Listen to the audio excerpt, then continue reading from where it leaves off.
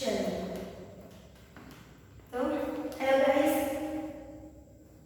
याद कर लेते हैं कि लास्ट लेक्चर में क्या किया था। ठीक है, थोड़ा सा फटाफट से। तो लास्ट लेक्चर में हमने क्या देखा था कि हमारी जो फिजिकल प्रॉपर्टीज है एलिमेंट्स की, वो पीरियोडिक टेबल के साथ कैसे चेंज होती, मतलब क्या क्या उनकी ट्रेंड मतलब कि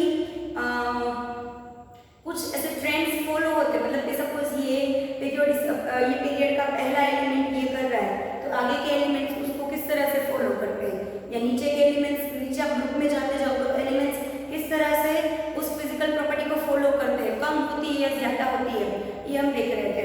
उसमें हमने क्या देखा, एटॉमिक रेडियस, कि जब भी हम लेफ्ट टू राइट जाएंगे पीरियड में एटॉमिक रेडियस छोटी होगी और ऊपर से नीचे जाएंगे ग्रुप में, ऊपर से नीचे जाएंगे तो आपकी एटॉमिक रेडियस क्या होगी, बढ़ेगी।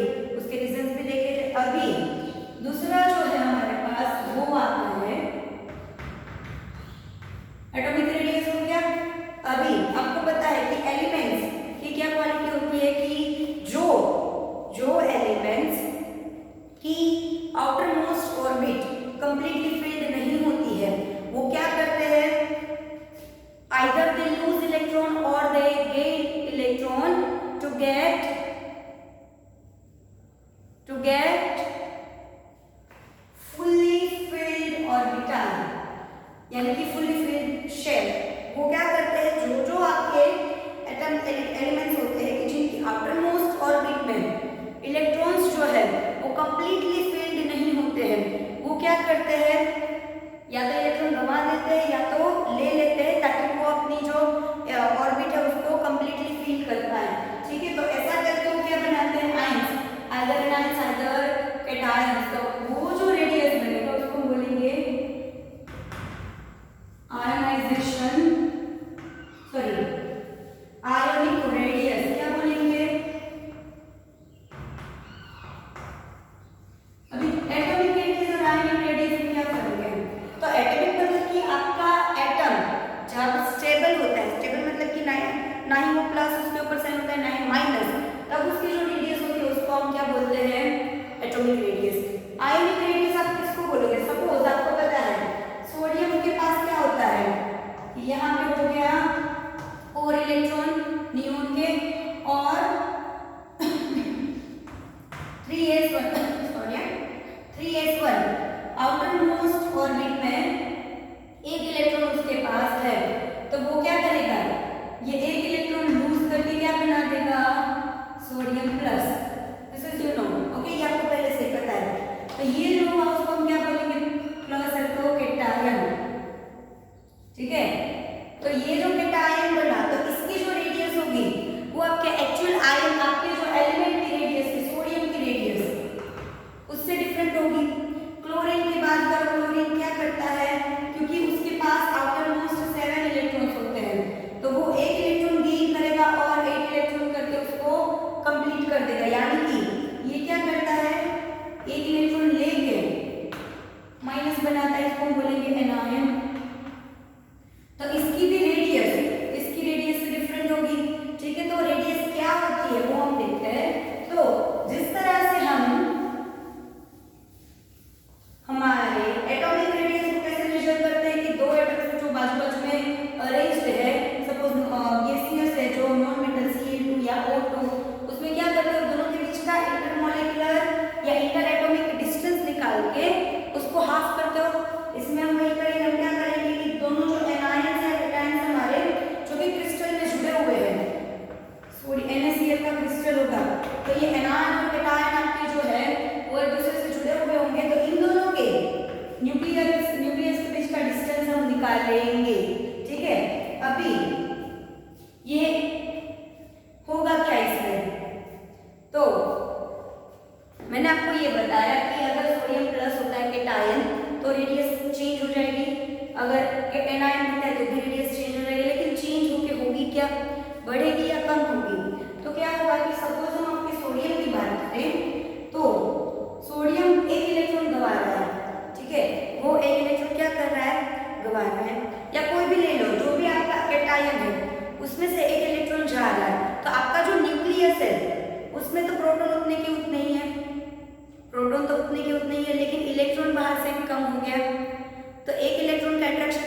गया तो बाकी सारे इलेक्ट्रॉन, मतलब अगर सपोज 11 सोडियम की बात करो, 11 प्रोटॉन एंड 10 इलेक्ट्रॉन, तो 11 प्रोटॉन और 10 इलेक्ट्रॉन तो अट्रैक्शन बढ़ेगा ना प्रोटॉन न्यूक्लियस से इलेक्ट्रॉन्स का, क्योंकि इलेक्ट्रॉन कम हो गए, तो जो अट्रैक्शन वाली एनर्जी वो बढ़ जाएगी, तो आपके न्यूक्लियस जो होगा वो कंपैरेटिवली क्या होगा, छोटा, यानी सॉरी आपका रेडियस क्या हो जाएगा, छोटा।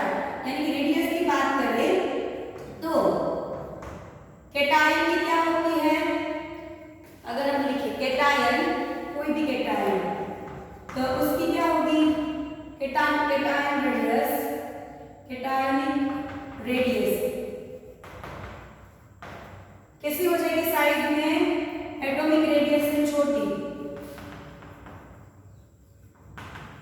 ठीक है। कैटायनिक रेडियस जो है एक्चुअली आपके एटॉमिक रेडियस से छोटी हो जाएगी। अभी एनायन में क्या होगा, तो एनायन में आपको पता है कि वो एक इलेक्ट्रॉन गेन करता है, आपका जो एटम है वो एक इलेक्ट्रॉन गेन करता है, तो क्या होगा कि वो एक इलेक्ट्रॉन को गेन करेगा, ठीक है। तो उसके पास न्यूक्लियस में जितने इलेक्ट्रॉन्स है, सॉरी जितने प्रोटॉन्स है, न्यूक्लियस में जितने प्रोटॉन्स है और बाहर शेल में जो इलेक्ट्रॉन्स घूम रहे हैं, तो इलेक्ट्रॉन्स के नंबर से ज्यादा हो गए, ठीक है। सपोज क्लोरीन की बात करो तो न्यूक्लियस में 17 प्रोटॉन्स है, लेकिन बाहर उसने एक इलेक्ट्रॉन ज्यादा लेके 18 इलेक्ट्रॉन्स कर दिए, तो इलेक्ट्रॉन्स के नंबर बढ़ गए, तो इलेक्ट्रॉन्स के नंबर बढ़ गए, यानी कि वो जो अट्रैक्शन था, दो आपके पास एनर्जीज होती है, एक अट्रैक्शन एनर्जी जो कि किसकी होती है, प्रोटॉन एंड न्यूट्रॉन, न्यूक्लियस और इलेक्ट्रॉन, दूसरी होती है रिपल्शन। रिपल्शन किसके बीच में होता है, तो रिपल्शन जो आपका है वो आपके इलेक्ट्रॉन के बीच का होता है, तो एनायन से ये बनता है, इसलिए ऑर्बिट आपका जो एटॉमिक रेडियस है वो छोटा होगा। एनायन में ये बढ़ेगा, कैटायन में ये बढ़ेगा, एनायन में रिपल्शन बढ़ेगा, क्योंकि आपके पास इलेक्ट्रॉन ज्यादा है तो दो इलेक्ट्रॉन के बीच का रिपल्शन बढ़ेगा, रिपल्शन बढ़ने की वजह से क्या होगा, आपकी जो शेल है वो थोड़ी दूर होगी न्यूक्लियस से, तो इसमें क्या हो जाएगा, एनायनिक रेडियस में रेडियस बढ़ जाएगी एटॉमिक रेडियस से, ओके। तो आपको सिर्फ ये याद रखना है कि कैटायनिक रेडियस जो है वो एटॉमिक रेडियस से छोटी होती है, एनायनिक रेडियस जो है वो एटॉमिक रेडियस से बड़ी होती है, और इससे भी ज्यादा याद रखना जरूरी है क्यों होती है, ठीक है, क्योंकि आपको एग्जाम में पूछा जा सकता है कि एक्सप्लेन करो कि सोडियम प्लस Na प्लस की जो रेडियस है वो सोडियम से छोटी है और F माइनस, सपोज आपको ऐसा दे दिया, ठीक है। मैं आपको बता रही हूँ कि फ्लोरीन, अगर फ्लोरीन की बात करें तो फ्लोरीन की स्टेबल सिचुएशन में उसकी रेडियस हमारे पास है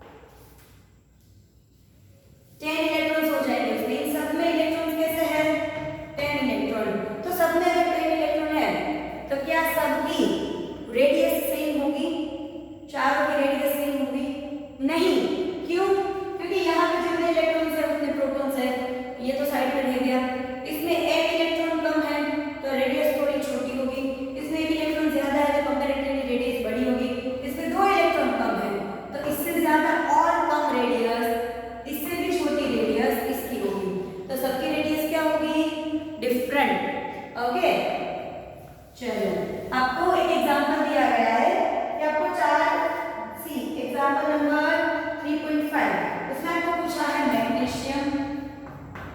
मैग्नीशियम प्लस 2 Al प्लस 3 मतलब aluminium, magnesium ion, aluminium ion, इसमें से लार्जेस्ट एंड स्मॉलेस्ट रेडियस किसकी होगी? लार्जेस्ट रेडियस किसकी होगी? अभी आपको पता है कि आप लेफ्ट टू राइट जाते हो तो एटॉमिक रेडियस डिक्रीज होती है। एटॉमिक रेडियस ये भूलना नहीं है, लेफ्ट टू राइट जाते हो तो एटॉमिक रेडियस डिक्रीज होती है। तो मैग्नीशियम इधर है, एल्यूमिनियम इधर है, तो इन दोनों में से बड़ी रेडियस किसकी होगी? ऑब्वियसली मैग्नीशियम की। तो लार्जेस्ट रेडियस कौन हो गया? मैग्नीशियम। जिसको ये जब प्लस आयन होगा, कैटायन होगा, तब तक एक्चुअल जो है वो ऑलवेज प्लस रहेगा। अगर यहाँ पे कोई माइनस होता तो वो लार्जेस्ट में आ जाएगा।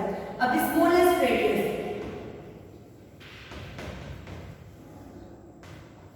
स्मॉलेस्ट रेडियस की अगर बात करें तो स्मॉलेस्ट रेडियस किसकी होगी? दो आपके पास पॉजिटिव आयन है, तो एक तो एल्यूमिनियम ऑलरेडी पीछे है मैग्नीशियम से, ऊपर से ये 3 इलेक्ट्रॉन गंवा रहा है, यानी कि अंदर न्यूक्लियस में कितने हैं? 13 प्रोटॉन और बाहर 10 electron.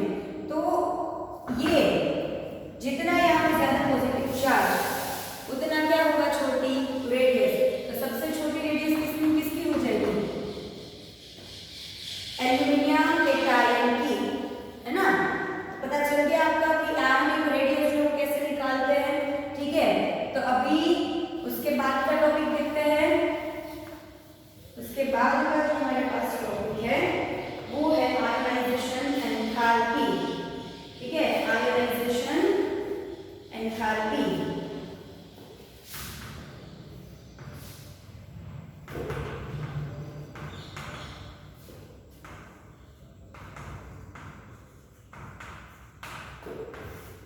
Now what is ionization enthalpy? किसको बोलते हैं? तो आयोनाइजेशन का मतलब क्या होता है? सी किसी भी चीज में आयोनाइजेशन का मतलब कि आपका जो एटम है वो क्या करेगा कि उसके अंदर का जो इलेक्ट्रॉन है उसको गवा के वो क्या बनाएगा?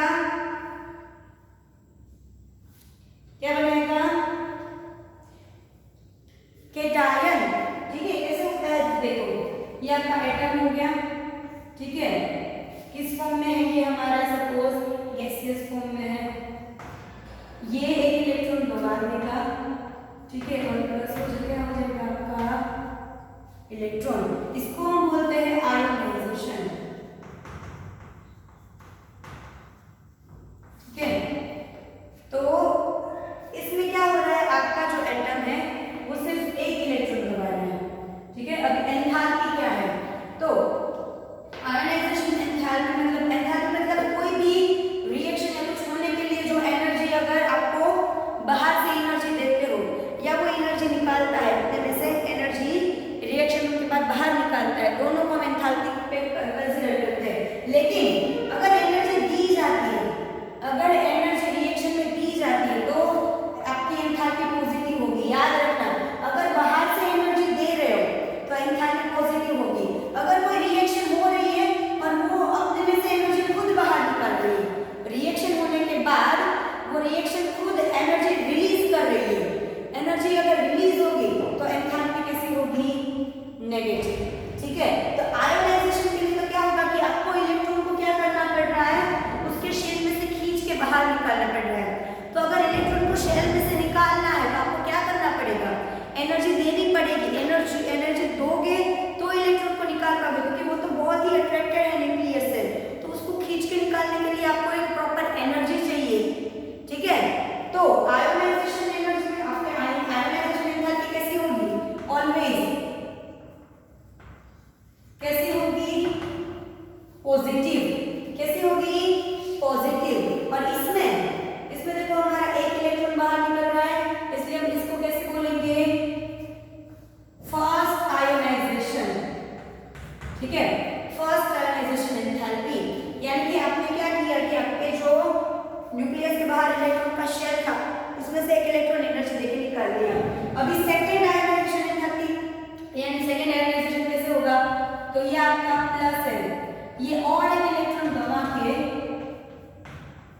2 इलेक्ट्रॉन टोटल करवा देगा, ठीक है, 2 प्लस बना देगा।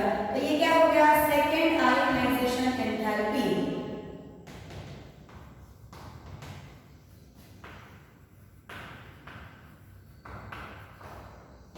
Second ionization enthalpy. अभी ये सोचो कि फर्स्ट आयोनाइजेशन एंथैल्पी और सेकेंड आयोनाइजेशन एंथैल्पी दोनों में से किसकी एंथैल्पी ज्यादा होगी, यानी किसमें ज्यादा एनर्जी डालनी पड़ेगी। तो आपने पहला इलेक्ट्रॉन निकाल लिया, ठीक है, सपोज यहां से आप यहाँ पे आपके इलेक्ट्रॉन से पहला इलेक्ट्रॉन आपने निकाल लिया। तो एक इलेक्ट्रॉन निकालने के बाद जो 2 इलेक्ट्रॉन बचे हैं आपके पास, वो इलेक्ट्रॉन ज्यादा अट्रैक्शन फील करेंगे न्यूक्लियस से, क्या करेंगे, अंदर के जो इलेक्ट्रॉन्स है वो ज्यादा अट्रैक्शन फील करेंगे, क्योंकि प्रोटॉन्स बढ़ गए इलेक्ट्रॉन कम हो गए। तो इसकी वजह से क्या होगी कि आपकी जो सेकेंड आयोनाइजेशन एंथैल्पी है वो ज्यादा होगी। सेकेंड इलेक्ट्रॉन को निकालने के लिए, क्योंकि ऑलरेडी इसके ऊपर प्लस बना हुआ है, जो हमने कैटायन की बात की थी कि ऑलरेडी उसके ऊपर प्लस बना हुआ है, तो आपका रेडियस ऑलरेडी छोटा है, उसमें से दूसरा इलेक्ट्रॉन निकालने जाओगे तो बहुत ही ज्यादा एनर्जी देनी पड़ेगी। इसलिए सेकेंड आयोनाइजेशन एंथैल्पी जो है वो फर्स्ट आयोनाइजेशन एंथैल्पी से कैसी होगी, बड़ी, ठीक है। अभी अगर हम पीरियोडिसिटी की बात करें, अभी अगर पीरियोडिसिटी की बात करें, सपोज 1 to 60 एलिमेंट ले लेते हैं, 1 to 60 एलिमेंट्स, ठीक है। यहाँ पे क्या होगा उनका एटॉमिक नंबर, और ऑलवेज यहाँ पे क्या आएगा, एटॉमिक नंबर, और यहाँ पे क्या होगा एंथैल्पी, इसको हम H बोलते हैं। क्या बोलते हैं आयोनाइजेशन एंथैल्पी को, एंथैल्पी डेल्टा H, जिसको किलो जूल पर मोल यूनिट दिया गया है।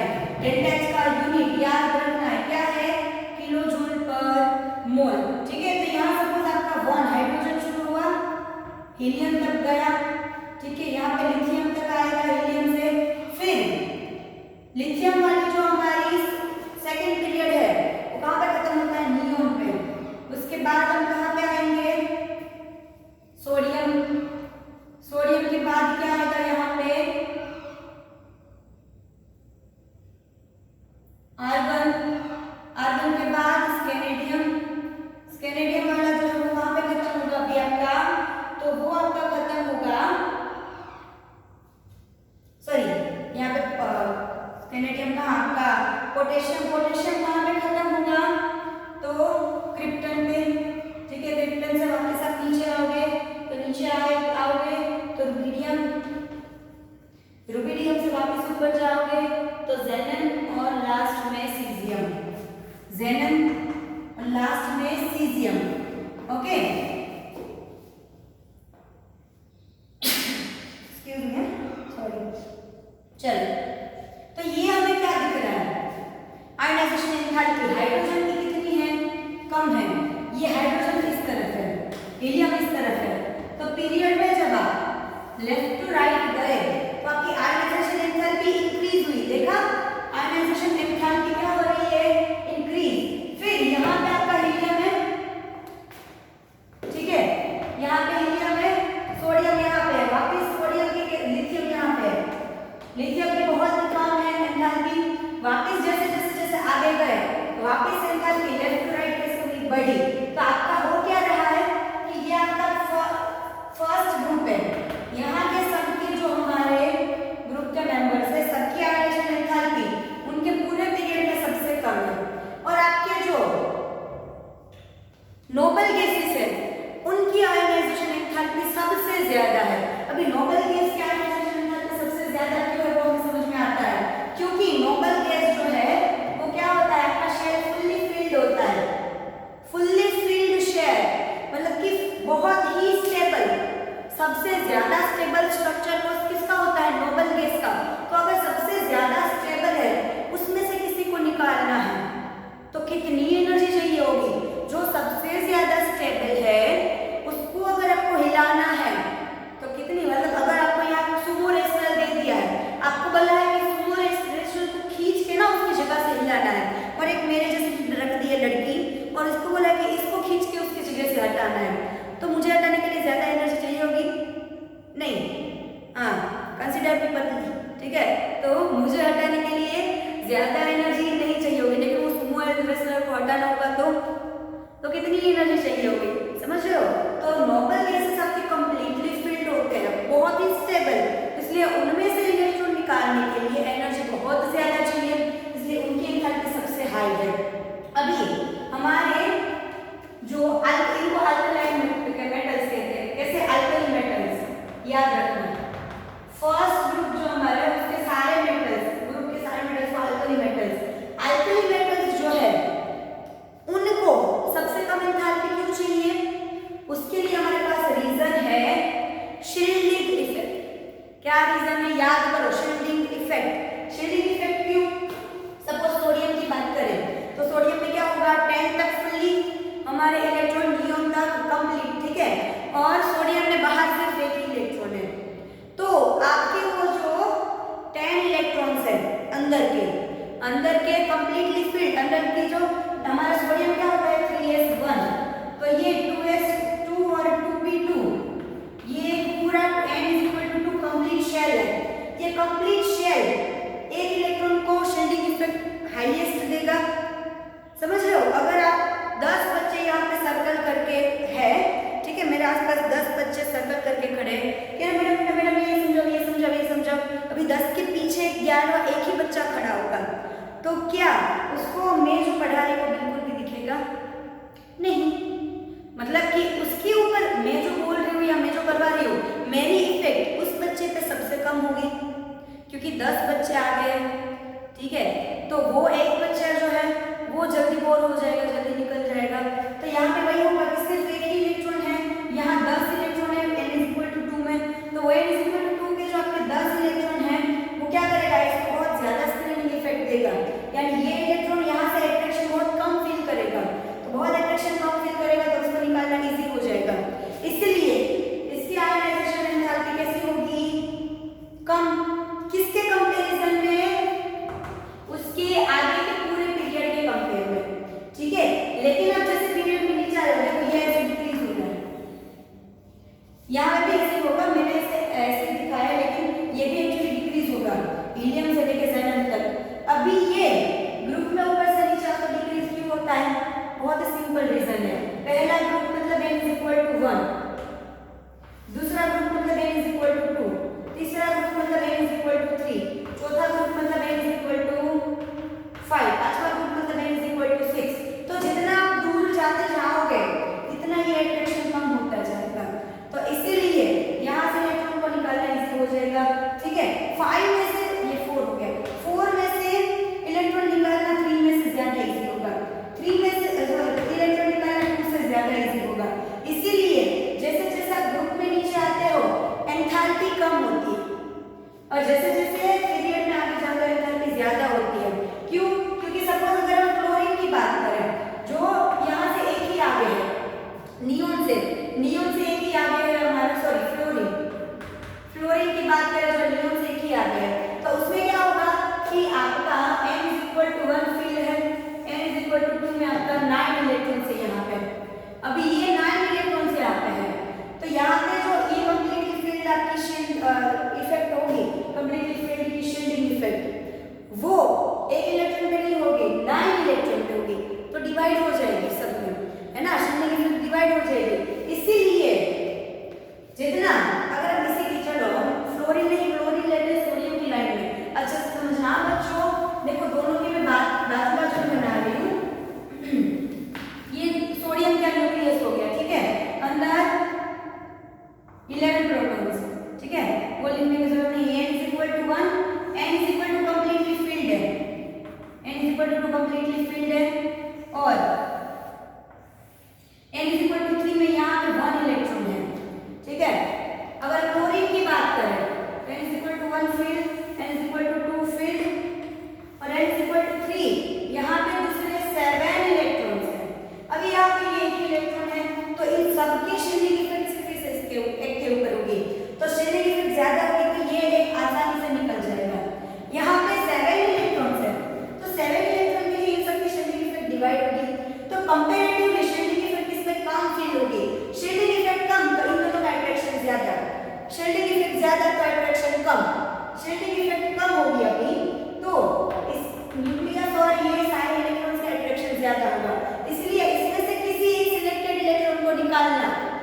डिफिकल्ट होगा कंपेरेटिव टू सोडियम।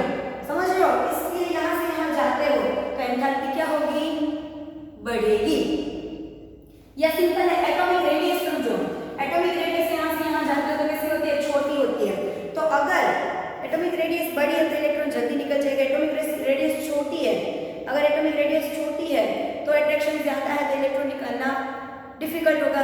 दो तरह से समझ सकते हो, शेलिंग इफेक्ट से उससे समझना है, एटॉमिक रेडियस से कि हमें पता है कि एटॉमिक रेडियस आगे जाते हैं तो डिक्रीज होती है।